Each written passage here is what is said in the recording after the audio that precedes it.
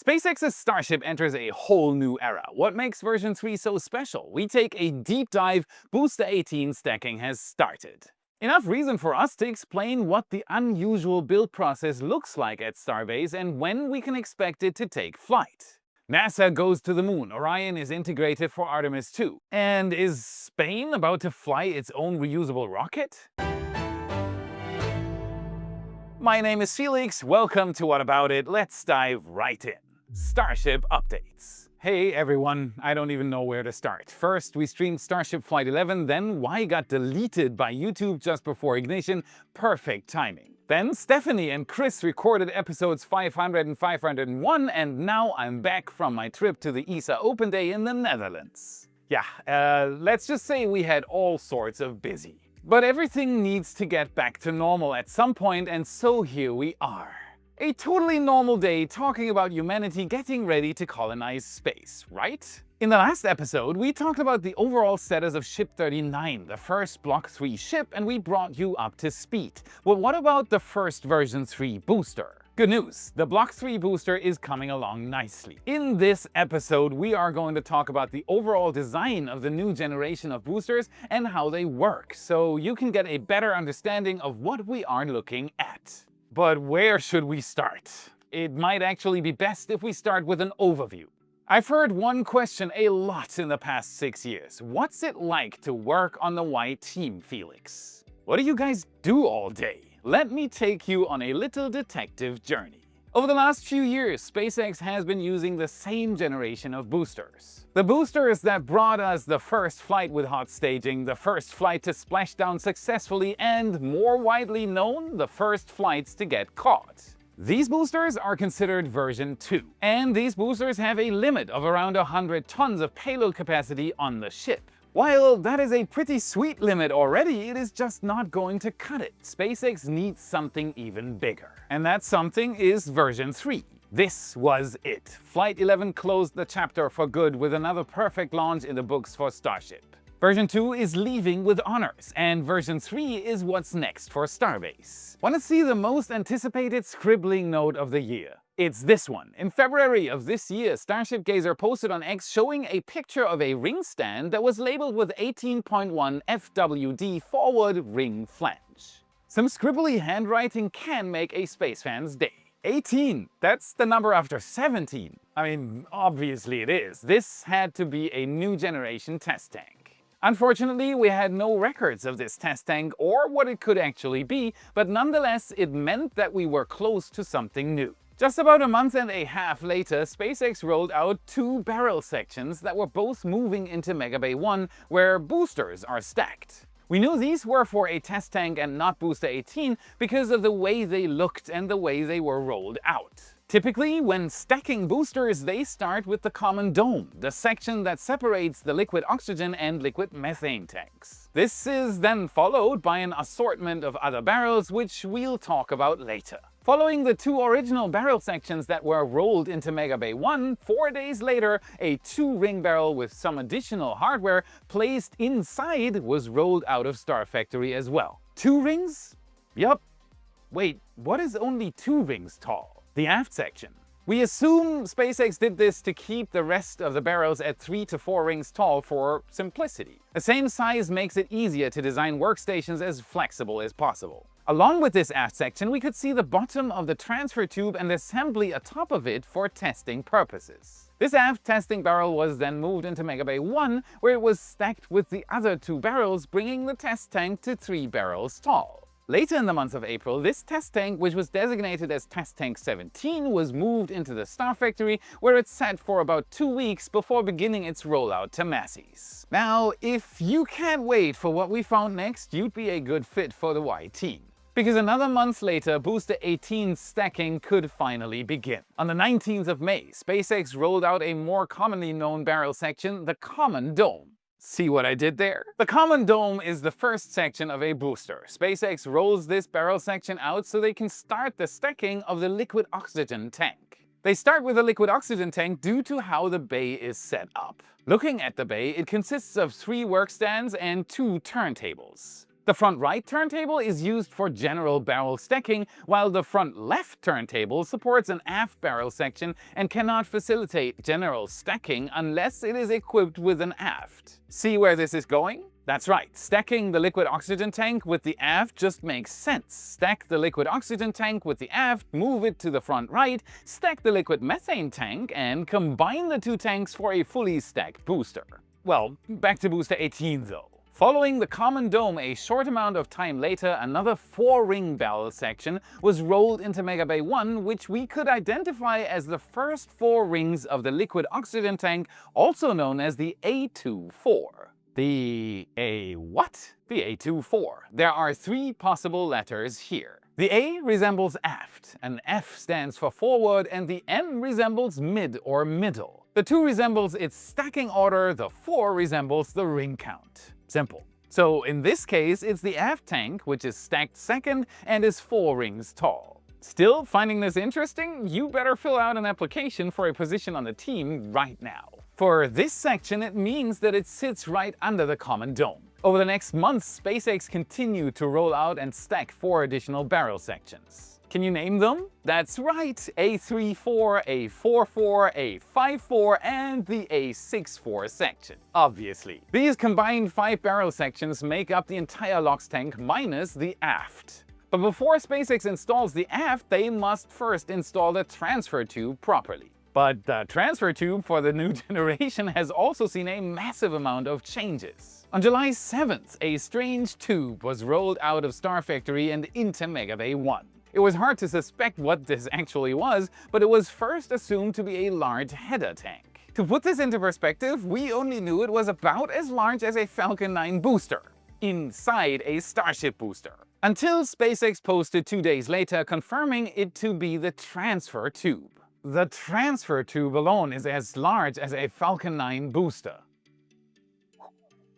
There are still some unknowns about this though. Rest assured, the Y team is watching Starbase like a hawk, waiting for more signs on how this works. After installing the transfer tube, we thought they could now roll the aft out. But we were wrong. SpaceX rolled out a very odd-looking tank with cones on both the top and bottom. Although when it first rolled out, the use for it wasn't obvious, it quickly became much clearer. We think this tank facilitates liquid methane. To understand why, you need to know that the liquid methane tank from the old generation to the new generation didn't grow at all. This is not due to not needing it, this is due to Mega Bay 1's height. The bay simply cannot support a taller booster. So overall, this tank will hold the extra amount of needed CH4, whether it be a landing tank or overall just a tank addition. Now that we've talked about that, just last month in September, SpaceX finally rolled out the aft barrel section for Booster 18, completing the liquid oxygen tank. Although most of this aft is still full of unknowns, we can put together some things based on overall knowledge. In a freeze frame of the rollout footage from Lab Padre Space, we can see an assortment of pipes around the entirety of the aft barrel. But what are these pipes? I mean, has someone been going crazy? Best pipe is no pipe? Great question. They all do have a purpose. First, let's go over some of the pipes we can quickly confirm. Starting with the liquid oxygen autogenous pressurization pipe. The liquid oxygen autogenous pressurization. It's the gases produced from the Raptors that are then recycled back into the flight tanks to ensure they stay at flight pressure the entire time without the need for additional pressurization tanks. Those engines suck. I mean, they don't, but they suck lots of fuel out of the tanks. To keep those tanks from forming a vacuum on the inside, the gases from the engines replenish the volume during flight. Take a little, give a little. A lot. We can tell this is the liquid oxygen autogen due to the autogen line splitting off and going up the side of the booster to the top of the LOX tank, where the gas is released into the tanks. A few pipes up, we can also see the liquid methane autogenous pressurization pipe. With the same logic, this pipe also splits off and goes the full length of the booster to the top of the liquid methane section, where it also releases into the tank. Both of these pipes can be confirmed 100% based on prior knowledge of the autogenous pressurization pipes on the boosters before this one. We basically reverse engineered it. Super Heavy is gaming stuff. If you are the opposite and you're losing some vital insulation components, watch this. After all, winter is coming. It'll get cold. Just saying. And I have something else you might find interesting. This is part 2 of my most personal sponsorship ever. What's up with my hair? You might remember my episode from March 25th, one day after my birthday this year. I talked about having traveled to Turkey and that I came back with a strange band around my head. I was sponsored by Hair. I received a hair transplant. The deal? Get the transplant and then talk about it. No rules, no limits, just say how it was. Okay, challenge accepted. Back then I was still in the healing process and I told you that I'd report about this again after it's been half a year. The transplant was done in February. Highly skilled Hair employees took hair from the back and the sides of my head and put it on top. The reason? I really didn't want to become bald. This sponsorship has generated a vast and never-ending barrage of comments over the past 6 months. You asked for it. You've definitely noticed. Shucks. In short, it couldn't have gone better. The hair is getting thicker and thicker, the baldness almost gone already, and the growth phase will go on for another full 6 months from here. Satisfaction? Through the sunroof.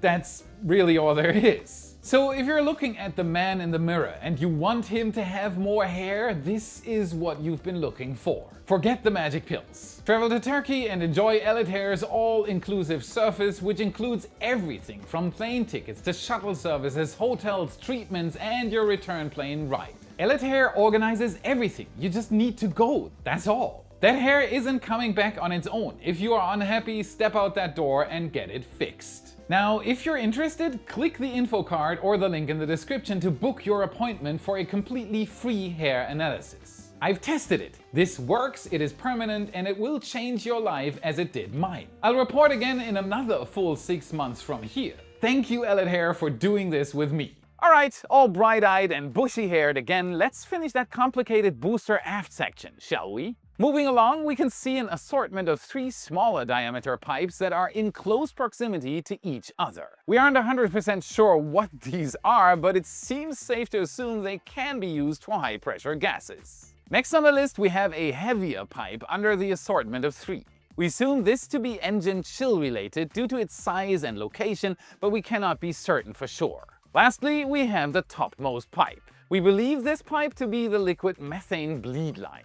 And then why is the liquid methane bleeding? Great question, no need to call the paramedics. During the chilling process and throughout the flight, residual methane is collected and vented out, dispersing it directly into the plume during ascent or even igniting during landing. Unfortunately, we can only confirm the autogenous pressurization pipes, but we at Y feel pretty confident with the rest of our assumption. Still with me? You would be a perfect fit for the YT. Before we continue explaining the all-new Block 3 booster and when it will launch, hit the subscribe button to stay informed. Like this video if it brought you value and become a Y supporter for extra content. Up to 7 picture galleries per week, satellite, helicopter and ground photos and 3D animations. Chat with me and gain more insights on the topic you love. Thank you very much. Now that we've gone over the entire liquid oxygen tank, we can move on to the liquid methane. The methane tank is made up of only 3 barrel sections. The integrated hot staging ring, the F24 and the F34.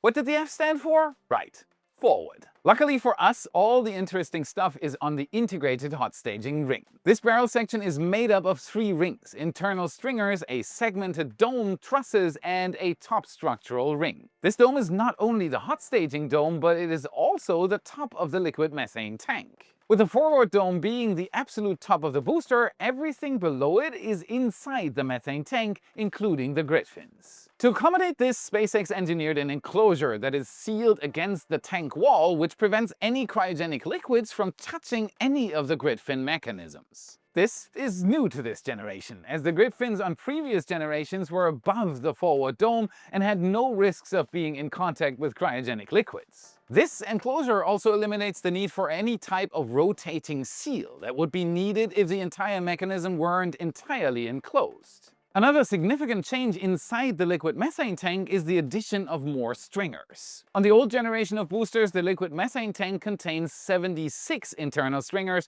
while the new generation booster tank contains 96 internal stringers. What's a stringer? It's a metal girder attached to the hull, giving extra structural integrity. We assume they did this to keep the internal stringer count between the tanks the same and to eliminate the need for the forward external stringers, which they eliminated to make space for the integrated hot staging ring truss mount. That's the history and design of a Block 3 Super Heavy in a nutshell. We expect SpaceX to start testing this on the pad in early December if everything goes according to plan.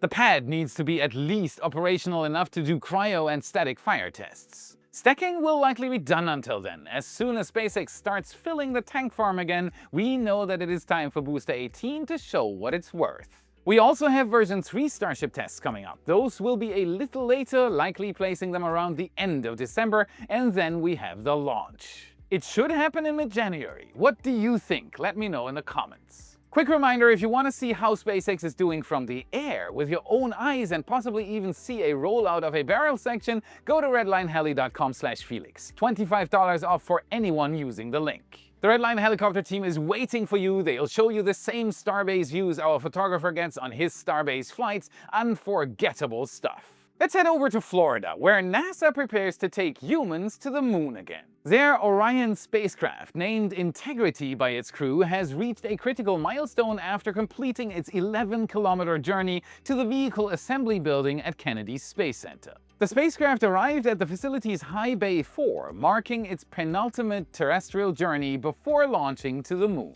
We're almost ready to start the lunar hype train. Lovely. You might ask why NASA can keep on working during the US government shutdown. After all, the shutdown has furloughed many NASA personnel. The answer is that critical Artemis mission functions received White House exemptions, allowing essential work to continue. The transfer occurred almost exactly 4 years after the Artemis I Orion made the same trip. Its flight took place without a crew. This time, though, 4 astronauts are eagerly waiting for their turn to go out to and around the moon. The Artemis II crew consists of Mission Commander Reed Wiseman, pilot Victor Glover, and mission specialists Christina Koch and Jeremy Hansen. Scheduled to launch no earlier than February 5, 2026, this approximately 10-day mission will send the crew over 7,400 kilometers beyond the moon. That is farther than any human has traveled since Apollo 17 in 1972. Dude. The mission will use a free return trajectory, naturally looping around the moon and returning home even if propulsion systems fail. Once stacked atop the Space Launch System, Orion will undergo extensive testing. The crew has already completed multiple day training sessions in their actual spacecraft, experiencing powered conditions and emergency scenarios. After VIB testing, the assembly will travel to Launch Complex 39B for approximately 18 days of pad operations, including emergency egress system configuration and a wet dress rehearsal involving full rocket fueling. A lot is going to happen in 2026 besides SpaceX's Starship. Humans are going all the way out to the moon again, and the first commercial space station is set to become operational. Over at VAST, engineers are working on the final stages of building Haven 1. With welding on the primary structure completed, the crews have begun painting the module. And painting is one of the last steps. Weighing in at over 14 tons, Haven 1 will be the largest spacecraft ever launched aboard a SpaceX Falcon 9 rocket. The single module station is designed to host up to 4 missions during its 3-year lifespan. Crews of 4 will spend up to 30 days aboard the station. A first crewed mission, VAST-1, is scheduled for June 2026, traveling up in a SpaceX Crew Dragon. But before this can happen, more work needs to be done. Upcoming integration includes installing the flight hatch and a distinctive 1.2-meter domed window for Earth observation. After assembly completion in July 2025, Haven 1 will undergo environmental testing at NASA's Neil Armstrong Test Facility in Ohio before shipping to Florida for launch. Haven 1 serves as a testbed for VAST's more ambitious Haven 2 station, which is a candidate to replace the ISS when it is deorbited in 2030. It's just a little tin can compared to the ISS, but it is very important nonetheless. Haven 2's modular design will include additional docking ports and a central node requiring SpaceX's Starship for launch. Is big. VAST is competing for NASA's commercial LEO destinations contract with selections expected in summer 2026, potentially just as Haven 1 begins operation. Unlike funded competitors, VAST maintains an unfunded Space Act agreement with NASA. But CEO Max Heuer believes their rapid development pace positions them favorably for future partnerships. Down on Earth, another company from Europe wants to tackle rocket reusability once again. Spanish aerospace company PLD Space is rapidly advancing the development of Miura 5, its reusable rocket developed to get a chance at transforming the market for European small satellite launches. This two-stage orbital launcher is scheduled for its maiden flight in 2026 from the Guyana Space Center in French Guiana, Europe's largest spaceport. Standing 35.7 meters tall, Miura 5 will deliver up to 1,080 kilograms to low Earth orbit. The rocket features PLD Space's proprietary TEPREL-C engine. 5 of them will be powering the first stage, and one vacuum-optimized version will power the second stage. TEPREL-C is an open-cycle engine that uses a mix of biokerosene and liquid oxygen, producing more than 19 tons of thrust. PLD Space recently achieved significant milestones, completing its critical design review and beginning hot fire testing of fully integrated engines. The company aims to produce one TEPREL-C engine every 14 days by the end of the year. A first fully integrated Miura 5 vehicle is expected to be completed before the end of 2025. Reusability stands as Miura 5's defining feature. Initially, the first stage will splash down in the Atlantic Ocean using parachutes for recovery. But PLD Space plans to implement propulsive landing technology, similar to SpaceX's Falcon 9 approach, in its Miura Block 1-2 rocket. PLD projects the first reused vehicle will fly around 2028, potentially doubling profitability. Less waste equals more profit, simple as that. The company has secured over 170 million euros in funding and expanded to more than 250 employees. And the company's Spark program offers free launch services on the first 2 demonstration flights to educational institutions, research centers, and commercial entities worldwide, receiving nearly 100 proposals from 24 countries. With launch sites planned for French Guiana and Oman and an ambitious goal of 30 launches annually by 2030, Miura 5 is planned to ensure autonomous, cost-effective space access for Europe. And that's it for today. Smash the like button, subscribe for more. This is what fuels the algorithm, and this is how you can help us for free. Check out our epic shirts in your favorite Space Nerd store. Our brand new Mechazilla shirt and our Raptor emblem design are both up. Link is in the description and in the card you should see now. And if you want to learn more about what SpaceX's Starship goals are for 2026, watch this video next to continue your journey. Thank you very much for watching, and I'll see you again in the next episode. Multi-purpose laboratory tackle rocket reusably and expanded